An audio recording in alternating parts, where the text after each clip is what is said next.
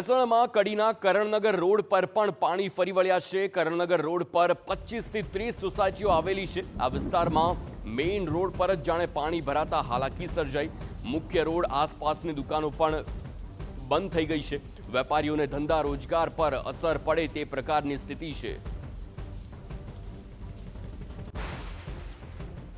મહેસાણાના કડીમાં જાણે કે જળબંબાકાર થઈ ગયો છે। પહેલા આપણે દ્રશ્યો બતાવવા માંગીશ કે આપ જુઓ પાછળ ત્યાં કરણનગર રોડ વિસ્તાર છે કે જ્યાં 25 થી 30 સોસાયટીઓ આવે છે। જનજીવનને અસર થઈ છે, કારણ કે જનજીવન જાણે કે ખોરવાઈ ગયું હોય। લોકોને ઘરથી બહાર નીકળવું મુશ્કેલ થઈ ગયું છે। દુકાનો જે વ્યવસાય છે આ રોડ પરની સદંતર વેપારીઓ દુકાનદારોએ બંધ રાખ્યું છે।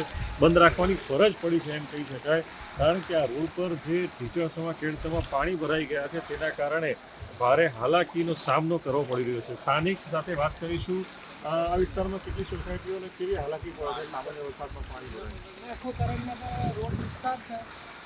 ડૉક્ટર સોસાયટીથી કે આગળ છે કે સુવર્ણ પેલેસ સુધીની ઘણી બધી સોસાયટીઓની અંદર પાણી ભરાઈ જાય છે। દર વર્ષનો આ પ્રોબ્લેમ હોય છે અને દર વર્ષે નજીવા વરસાદ 7, 8, 10 ઇંચ વરસાદની અંદર પણ આ પ્રોબ્લેમ થાય છે દર વર્ષે।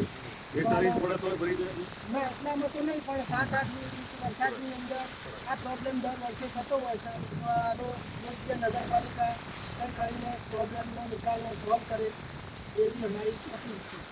તો સ્થાનિક સાથે વાત કરી આપણે ફરતી બતાવવા માંગીશ કે દ્રશ્યો કે જે પ્રકારે સ્થિતિ છે જોઈ શકો છો કે લોકો ભારે હાલાકીનો સામનો કરી રહ્યા છે। અહીંયા એક પરિવાર જે છે એ પણ આવી રીતે પાણીમાં જે બહાર નીકળી રહ્યા છે। સામાન્ય કામ હોય તો પણ બહાર નીકળવી મુશ્કેલ થાય છે અને લોકો હેરાન પરેશાન થઈ રહ્યા છે।